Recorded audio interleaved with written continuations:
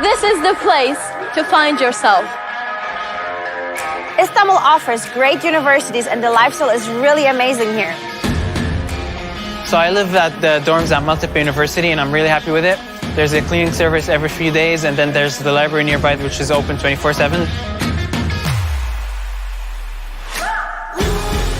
My first impression when I came was like, it's huge. You have everything in one place. When you first come to Maltepe University, you don't know where what is and you're like, oh my God, I need help. Guess what? You're not alone. There is the international office people over there. They're like family. They're very helpful and they're always there for you. Istanbul is the perfect mixture between ancient and modern. Coming into this city helps me discover myself, learn about so many different cultures, learning about the world, which will help me in writing future books. At Maltepe University, we have a lot of research centers. Because of that, we have the ability to participate in a lot of international projects. Here at Maltepe University, the education consists of both practical and theoretical. We get the opportunity to practice everything we learn in class in real life. So after we graduate, we have a degree and we can work all over the world. People come to Istanbul all the time, but what they really miss when they visit are the antique shops, which contain thousands of years of memories and also a thread of the modern future. I like to use every minute and just get out and hop on the ferry and just go from the Asian side to the European side and just enjoy the wonderful weather with the wonderful Bosphorus behind me and just enjoying the moment of Istanbul. Istanbul is very beautiful with great culture. This city is the symbol of diversity. Come and study at Maltepe University. Come here and feel like you're home.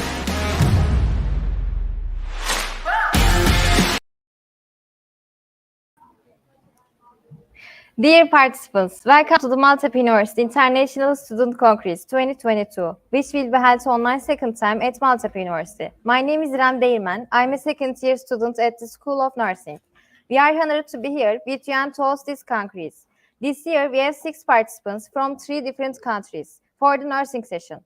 These participants' countries are Turkey, Greece, and North Macedonia. We will debate human and health and in the evolving world at this congress, which promises to be diverse and exciting.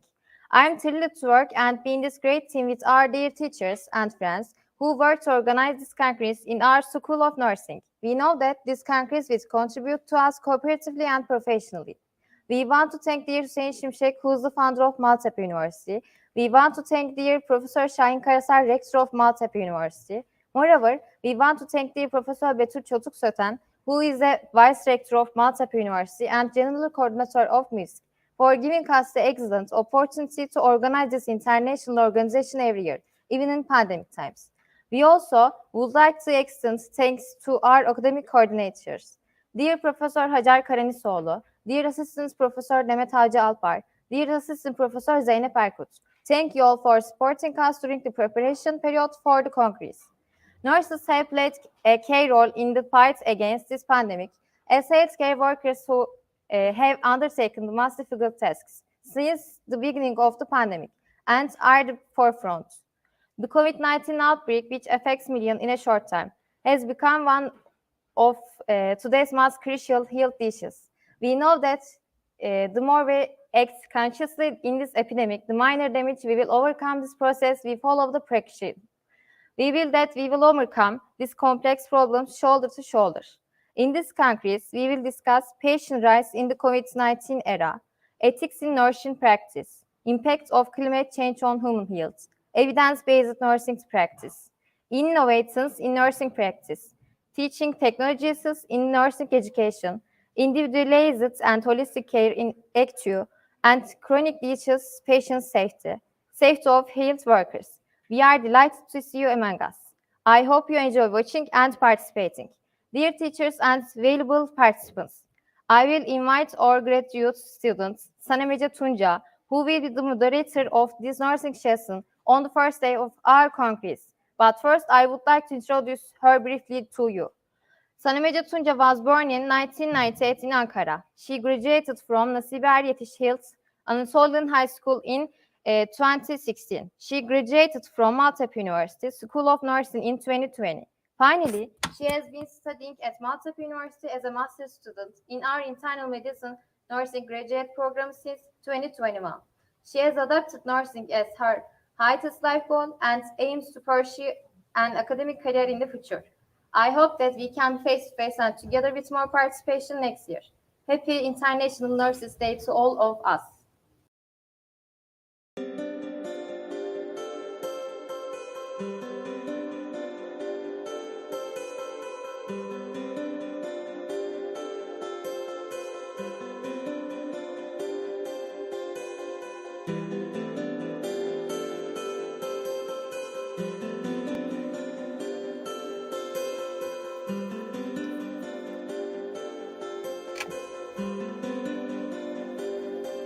Dear participants, welcome to the MEDNS 2022 Congress. I would like to inform you about the theme of the International Council of Nurses this year.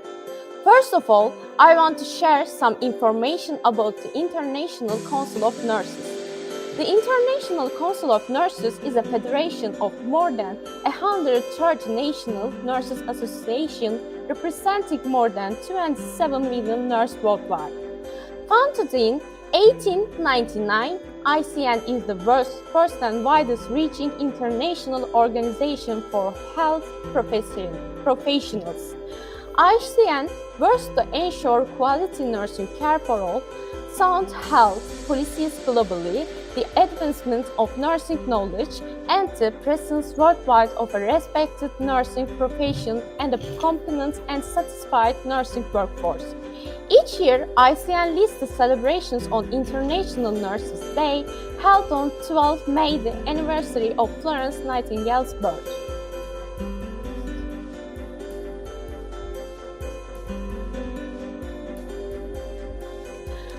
ICN has announced the new theme for International Nurses Day 2022, Nurses a voice to lead, invest in nursing and respect rights to secure global health. For this reason, governments should focus on the need to protect, support, and invest in the nursing profession to strengthen the health systems in the world. ICN has also launched a compilation of case studies submitted by nurses across the world to showcase the incredible range of innovative work nurses do every day.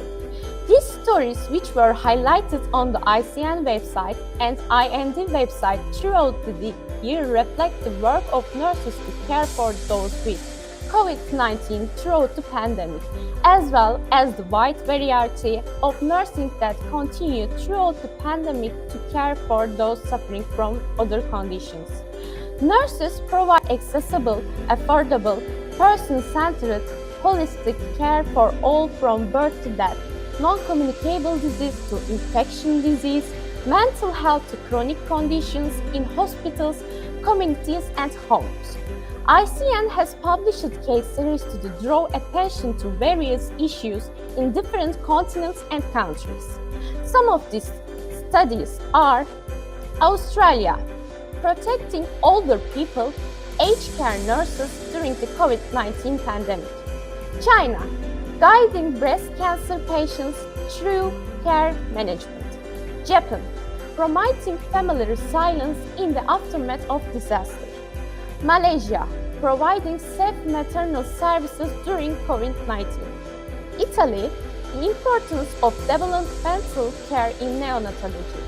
Norway, digitalization of the midwifery service under COVID-19. Sweden, intensive care nursing in the pandemic. Canada, nurse practitioner-led pediatric primary care clinic. Across a range of settings and from birth to death, they are ensuring access to safe and quality healthcare, finding innovative solutions and going above and beyond the call of duty to provide holistic care for their patients. The examples you find here are not theories or pipe dreams. This is the reality of what nurses are doing on the ground in every setting, every day. Nurses are a major part of the solution to how we recover from the pandemic and build back stronger. When governments recognize the work nurses are doing and make a real investment in the nursing profession, they will also be investing in strong, resilient, patient-centered health systems able to withstand the next pandemic. COVID-19 has exposed weaknesses caused by underinvestment in health systems around the world. The theme for IND 2022 demonstrates the need to invest in nursing, build a resilient, highly qualified nursing workforce, and protect nurses' rights to transform health systems to meet the needs of individuals and communities now and into the future. ICM President Dr. Pamela Cipriano said, "Nurses have suffered tremendously throughout the pandemic. They have been unnecessarily exposed to the virus, faced attacks from the public, suffered from extreme workloads, and continue to be underpaid and undervalued. If governments continue to put off investing in the health workforce, it will be to the detriment of health systems everywhere. There is no health without a healthy workforce." Nurses have the International Nurses Day case studies that we have been collecting portray the incredible work for nurses and our IND theme for 2022. We'll continue to promote nursing work and fight for nurses' rights to a safe working environment, decent wages, and full participation in decision making. Happy International Nurses Day, all of us!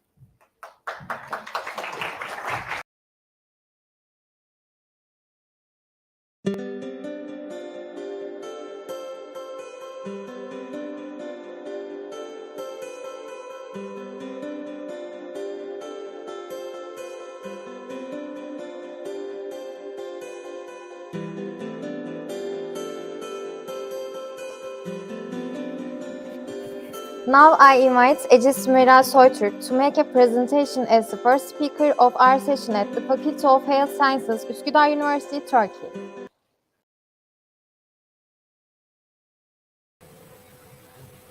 Hi everyone. My name is Ece Sümeyra Soytürk. My college is Üsküdar University, and I will start with your permission.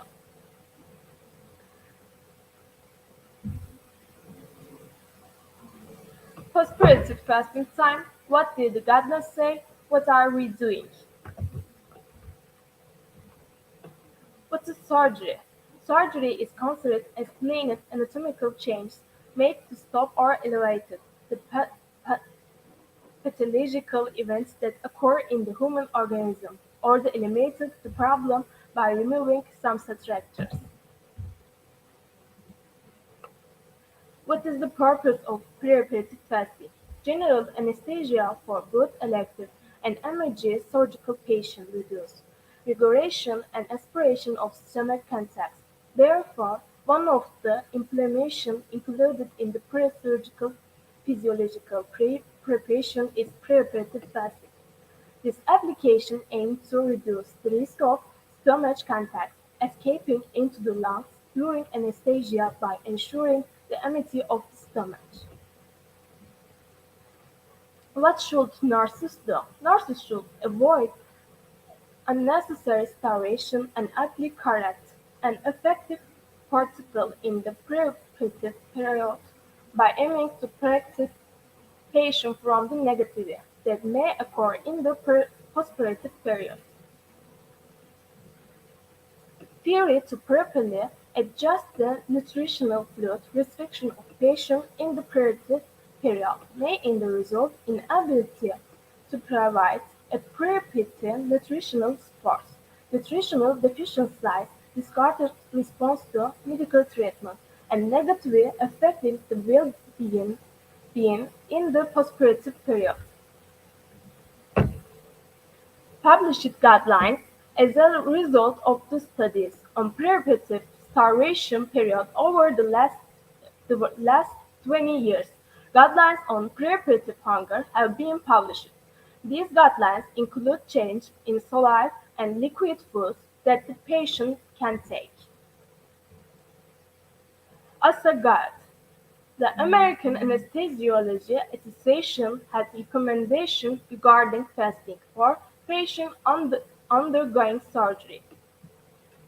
According to recommendation of the ASA, it's stated that it's sufficient to spot solid food 6 hours before surgery in adults, clear liquors 2 hours before in all age groups, breast milk 4 hours before infant, and formula and cow's milk 6 hours before surgery.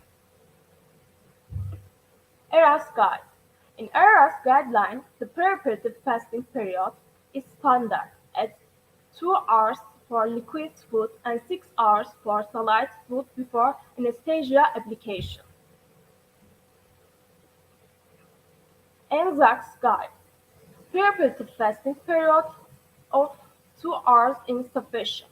Until 2 hours before the operation, 200 milliliters of clear liquid for children and up to 400 milliliters for adults. Tarts guide. Clear liquors for 2 hours while for everyone. Annas mix newborns and infants 4 hours. Food and solid food 6 hours. Light food for adults for 6 hours. It's standard that 8 hours of fasting is sufficient for gizi and fit food. What does the research say? Seen of our country, is a harmful and necessary practice to have long preparative solid liquid food intake time. The principle of starvation from midnight, which is the traditional practice, provides ease of making change to surgical plans. The belief that patient will have difficulty adapting during short periods of the hunger. The inability of patients to accurately understand the reason for their nutrient blood restriction. The lack of international places recording nutrient blood restrictions at the sufficient is the same that is the continuing strictly in our country for reasons. Studies indicate that the standard approach to nutrient blood restriction in an application that leads to undesirable results, while short fasting period impairs the patient's well-being. In our country, the average time of starvation for pump and art-solid foods is 13.153 hours, and for liquid food it's 12.21 hours. Osman et al. Is 11.14 plus and minus 2.05.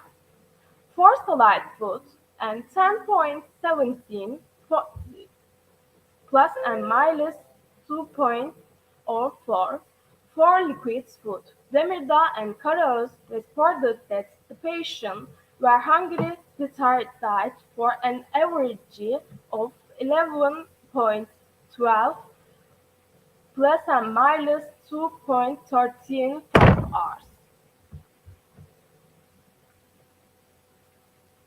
In the study of Falconer et al., median test from solid was 13.5 H for elective patients and 17.13 H for emergency patients. Similarly, the median test from fluids was 9.136 H for elective patients and 12.197 H for emergency patients.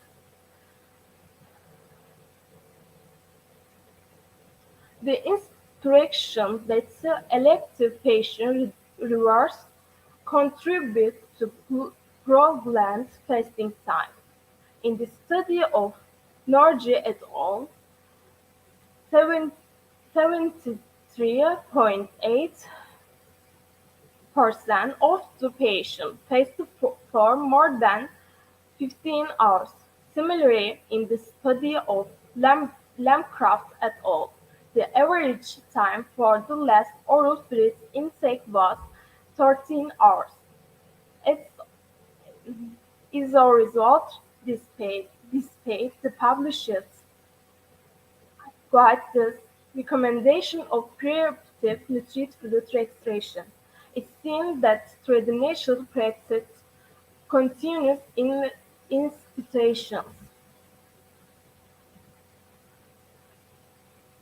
According to traditional practice, it seems that the preoperative fasting period, 8 and 12 hours, of the patient are quite long. In the randomized contracted studies, it was observed that being hungry for a long time before surgery doesn't prevent some complications, but rather increases them. Therefore, it's implicit that it's unnecessary to starve for a long time.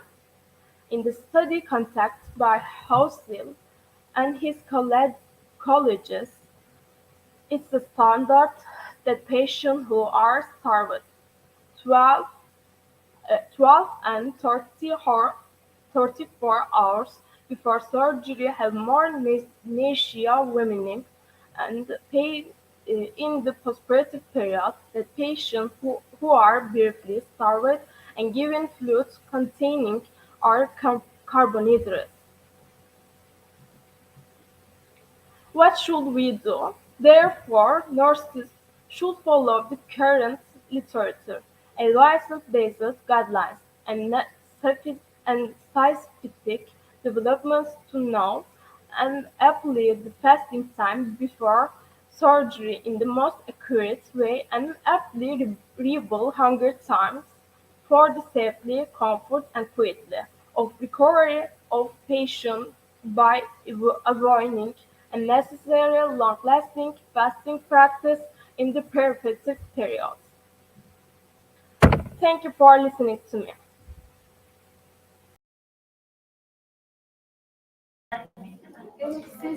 Thanks, Ece, for her presentation. Now I invite Şeyma Sönmez to make her presentation at the Faculty of Health Sciences, Üsküdar University, Turkey.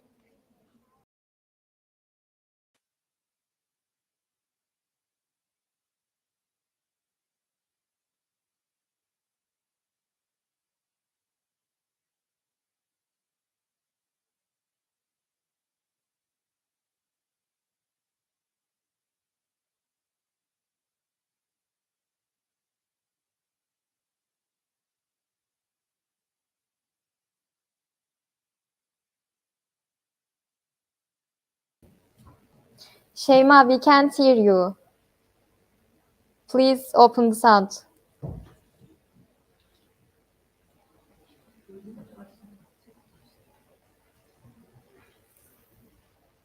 Still, we can't hear you.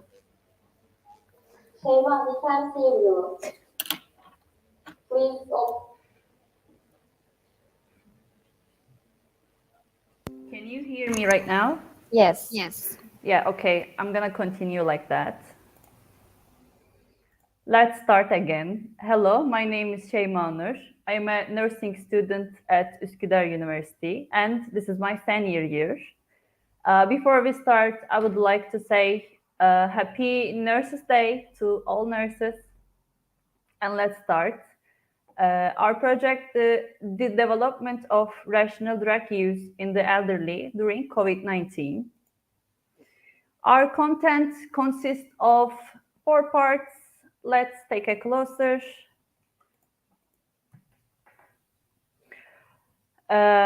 Improper drug use and polypharmacy are common problems in the elderly. It's known that this situation may lead to decreased functionality, fragility, cognitive deterioration, urinary incontinence, malnutrition, falls, and an increase in the risk of hip fracture.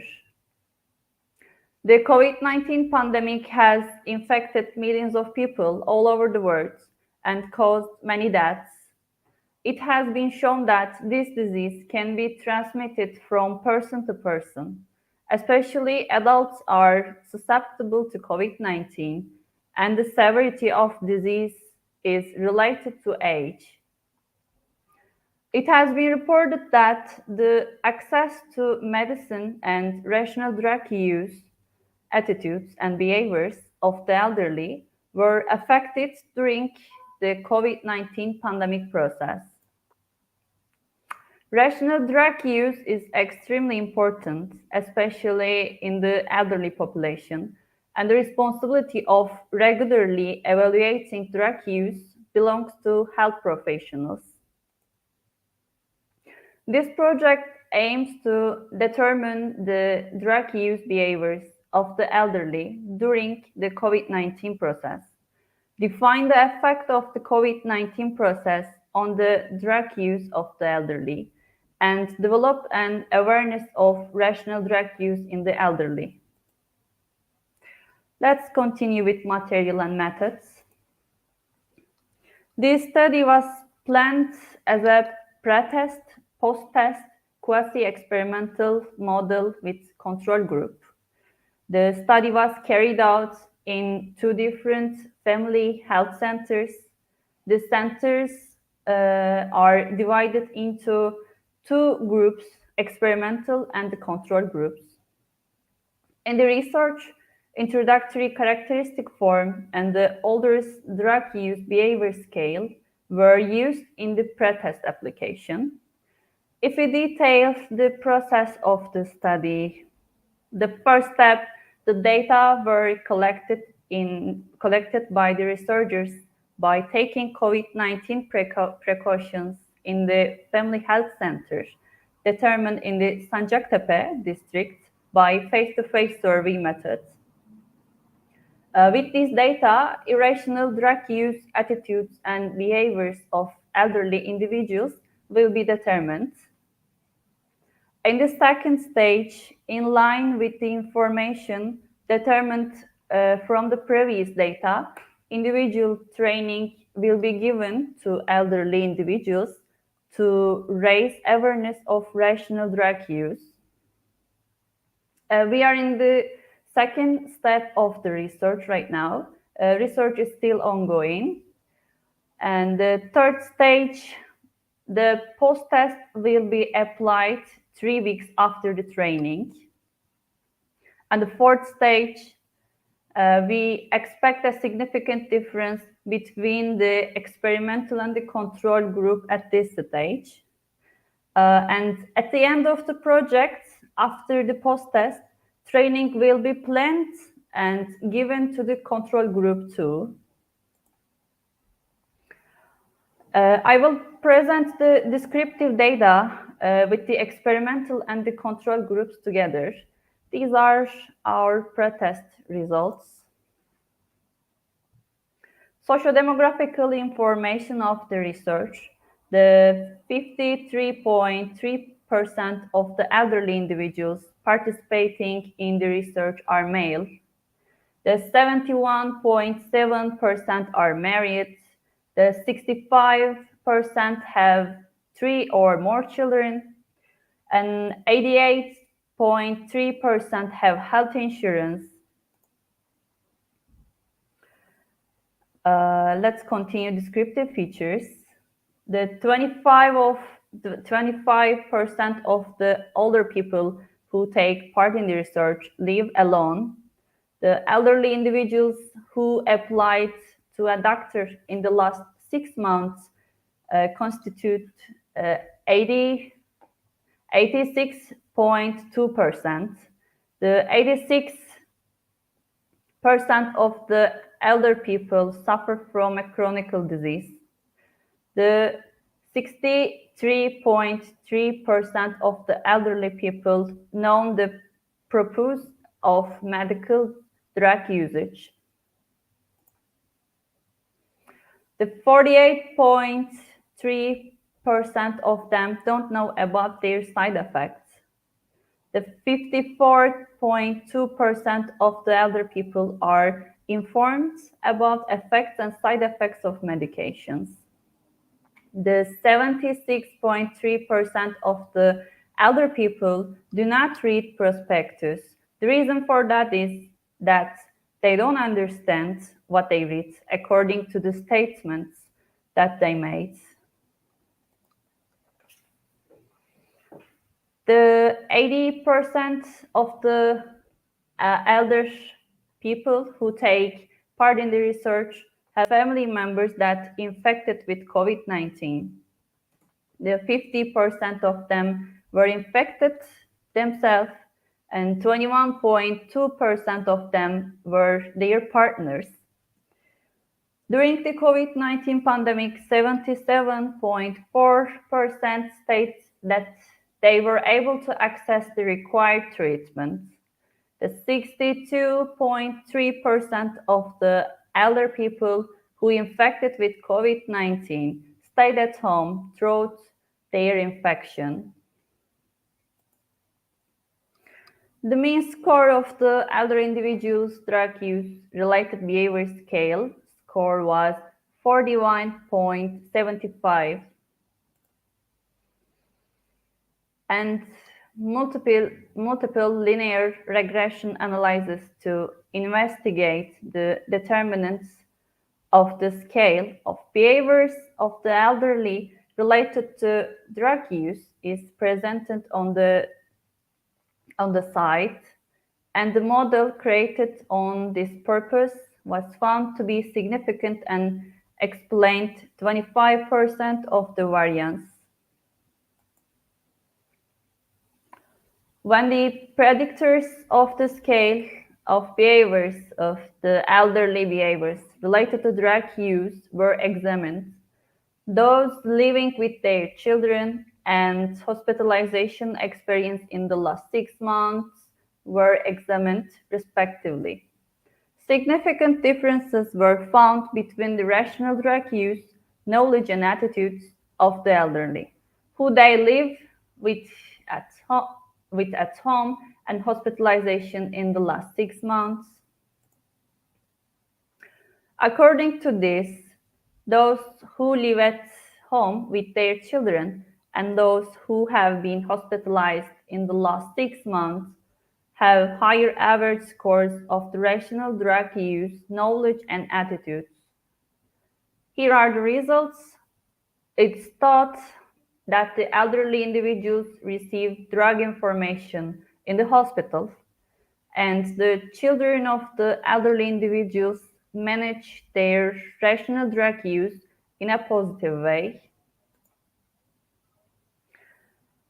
The result of the study will be shared with the student of Üsküdar University, and in addition, the result of the project will be shared with the physicians and nurses working in the family health center where the research is applied, and information will be given to about the main problems identified in the elderly individuals related to rational drug use. Thank you for your attention.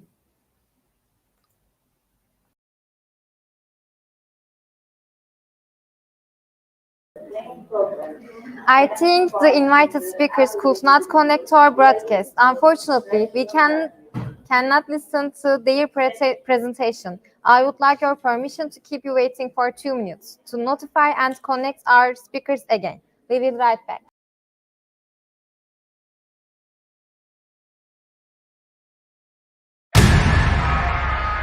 This is the place to find yourself. Istanbul offers great universities and the lifestyle is really amazing here. So I live at the dorms at Maltepe University and I'm really happy with it. There's a cleaning service every few days, and then there's the library nearby which is open 24/7. My first impression when I came was like, it's huge. You have everything in one place. When you first come to Maltepe University, you don't know where what is, and you're like, oh my God, I need help. Guess what? You're not alone. There is the international office people over there. They're like family. They're very helpful, and they're always there for you. Istanbul is the perfect mixture between ancient and modern. Coming into this city helps me discover myself, learn about so many different cultures, learning about the world, which will help me in writing future books. At Maltepe University, we have a lot of research centers. Because of that, we have the ability to participate in a lot of international projects. Here at Maltepe University, the education consists of both practical and theoretical. we get the opportunity to practice everything we learn in class in real life. So after we graduate, we have a degree and we can work all over the world. People come to Istanbul all the time, but what they really miss when they visit are the antique shops, which contain thousands of years of memories and also a thread of the modern future. I like to use every minute and just get out and hop on the ferry and just go from the Asian side to the European side and just enjoy the wonderful weather with the wonderful Bosphorus behind me and just enjoying the moment of Istanbul. Istanbul is very beautiful with great culture. This city is the symbol of diversity. Come and study at Maltepe University. Come here and feel like you're home.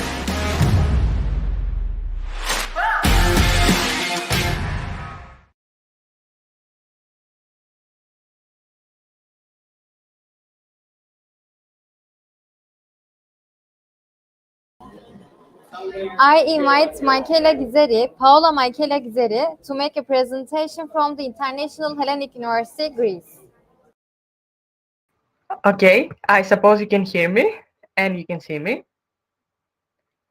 Hi, I'm Paola Michaela Gizari.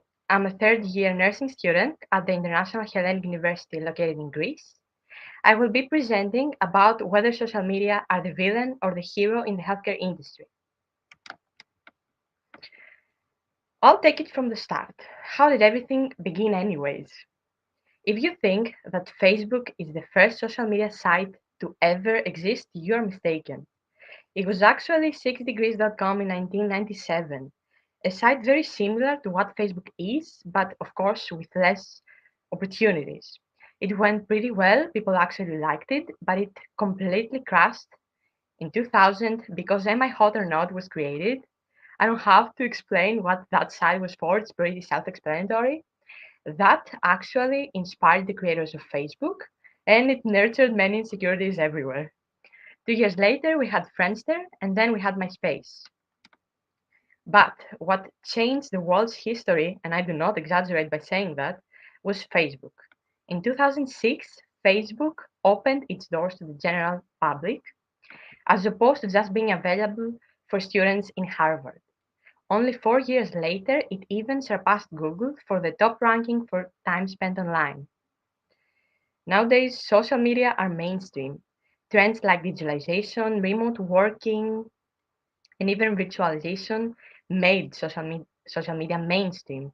And of course, the pandemic. Social media's dominion is inescapable. They are hinted at as the fifth estate. We don't only use them as a way to connect with other people and to spend our time, but people also make money through them. How did that affect healthcare? Before I answer that question, let me talk about something else. The rise of social media produced a scramble by marketers and companies to leverage its huge global database and traffic. There was this very specific domain that drastically changed when social media became mainstream: marketing. Traditional marketing is more like bowling. We have the company and its marketing instruments, the ball, and then the consumers, the pins.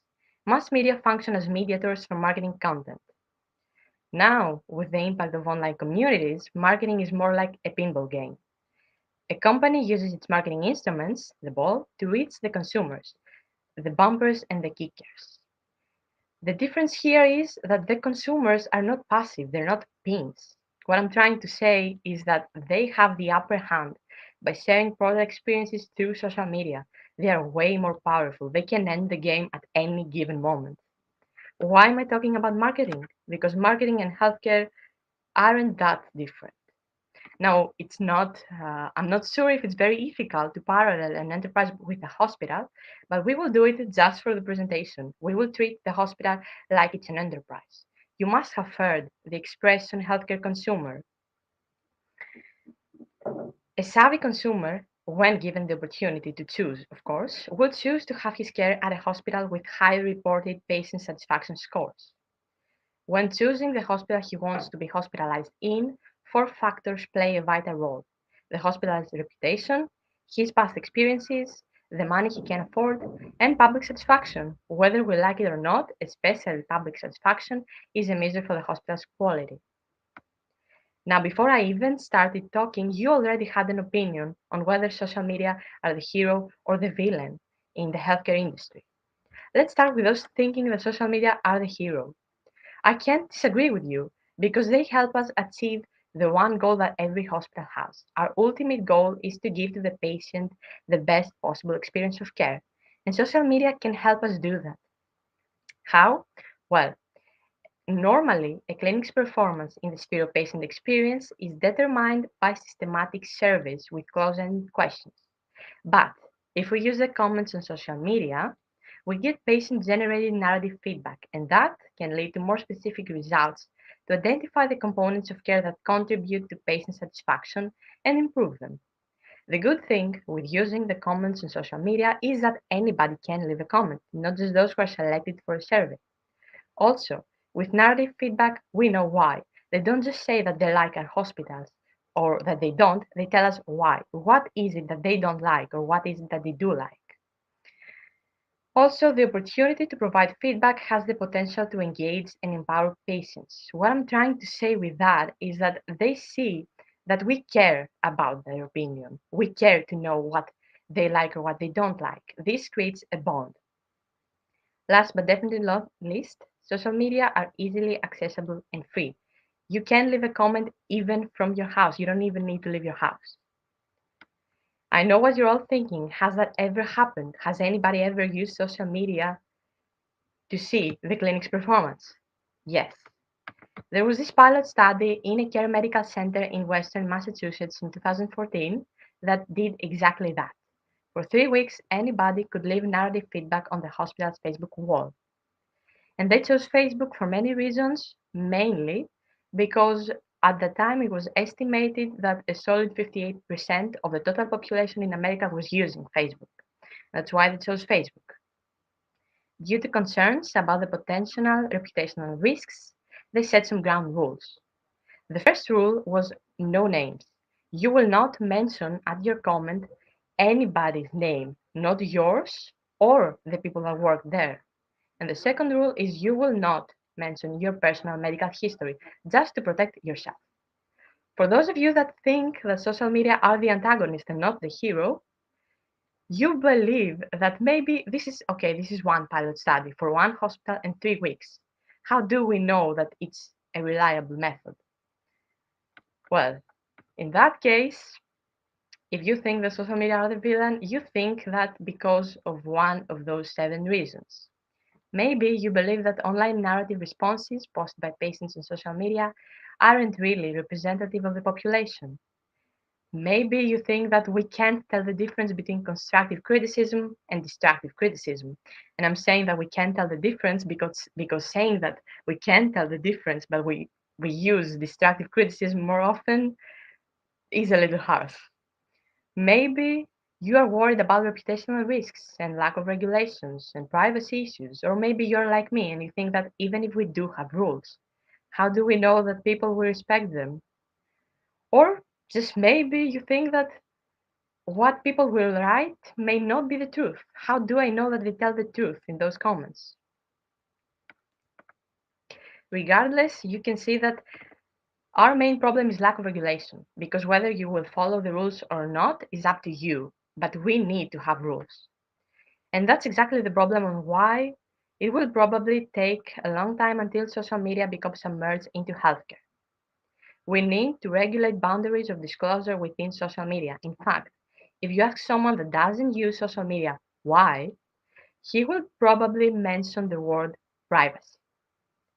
But regulating boundaries isn't easy. It can't happen overnight. We need to answer many questions, like who will decide for the rules? What happens to those who disobey? Are there any exceptions? What is actually going on in Greece? Not a lot.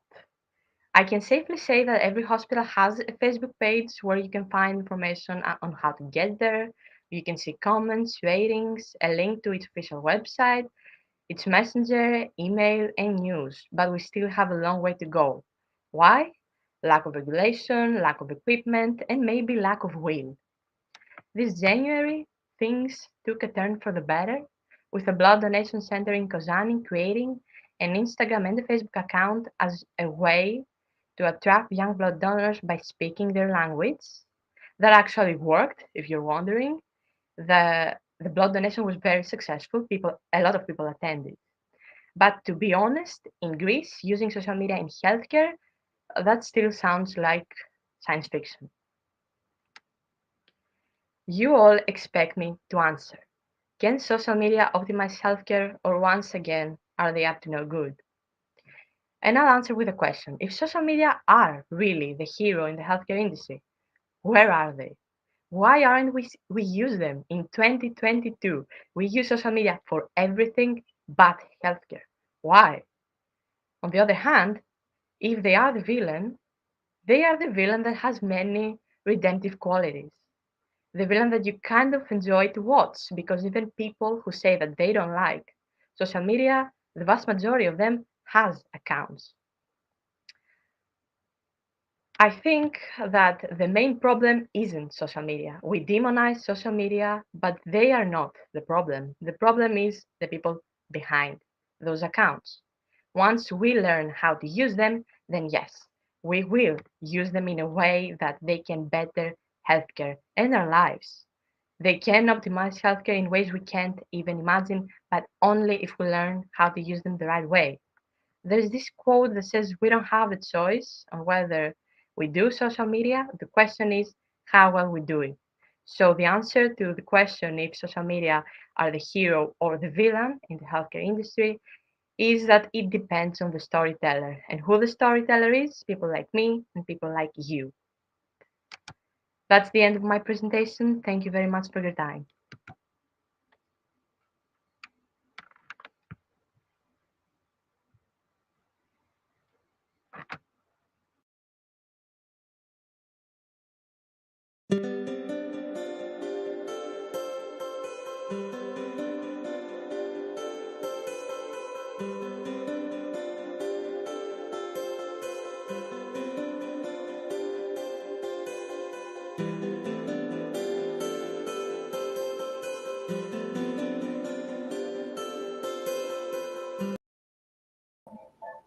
Thanks, Paula. I want to invite Dimitri Theophandis. Would you give us contribution?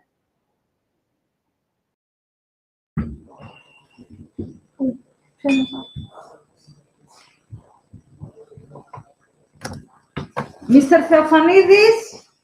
Hello. Πού είναι ο κύριος Θεοφανίδης? Ψάχνει... Α, τον ψάχνε. Ψάχνει να μας βρει, αλλά εμείς έχουμε τώρα εργαστήριο. Μετά. Εσύ είσαι τελειωσές. Μόνο ΔΠΑΕ, ναι. Thanks, Dimitri. We would like to thank our participants for the valuable presentation and viewers on YouTube. I see any questions in YouTube. Thanks for your contributions. And finally, on behalf of the organizing committee, I would like to thank our esteemed teacher and academic co-coordinators, dear Assistant Professor Demet Hacı Alpar, dear Assistant Professor Zeynep Erkut for supporting us until the last moment. And now I invite dear Assistant Professor Demet Hacı Alpar, who is the co-academic coordinator of our Congress, to share her closing speech.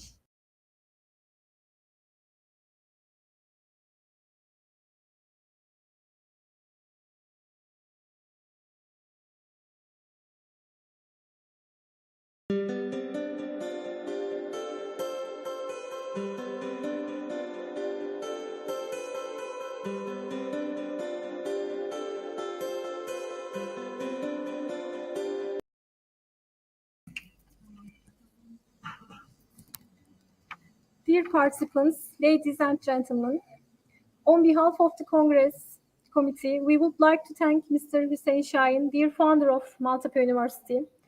We want to thank Professor Şahin Karasar, director of Maltepe University, for creating this opportunity. We want to thank Professor Betül Çotuk-Söken, vice rector of Maltepe University and general coordinator of our Congress. We want to thank Professor Hacer Karanisoğlu, our school and Congress director. We want to thank our graduate student Sanem Ece Tunca for her speech. We want to thank the scientific committee and advisory board members of Congress for their contribution.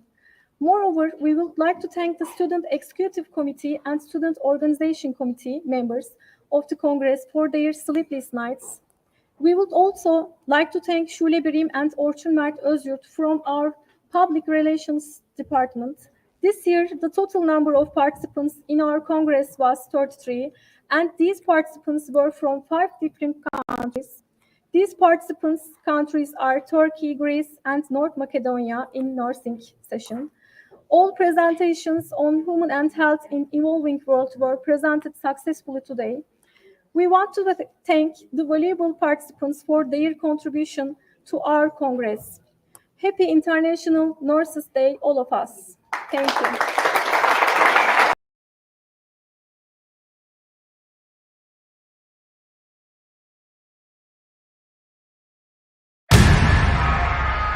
This is the place to find yourself. Istanbul offers great universities and the lifestyle is really amazing here. So I live at the dorms at Maltepe University and I'm really happy with it. There's a cleaning service every few days and then there's the library nearby which is open 24/7. My first impression when I came was like, it's huge. You have everything in one place.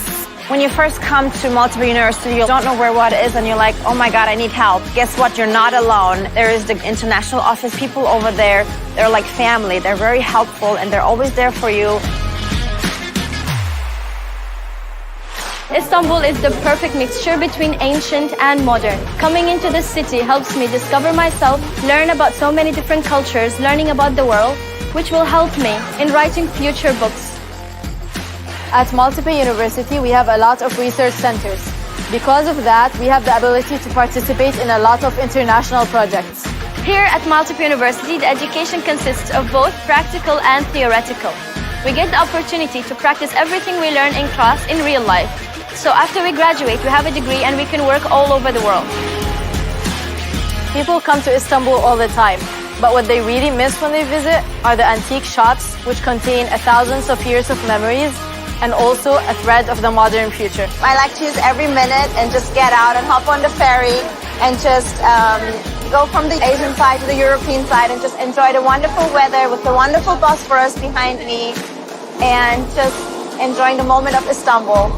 Istanbul is very beautiful with great culture. This city is the symbol of diversity. Come and study at Maltepe University. Come here and feel like you're home.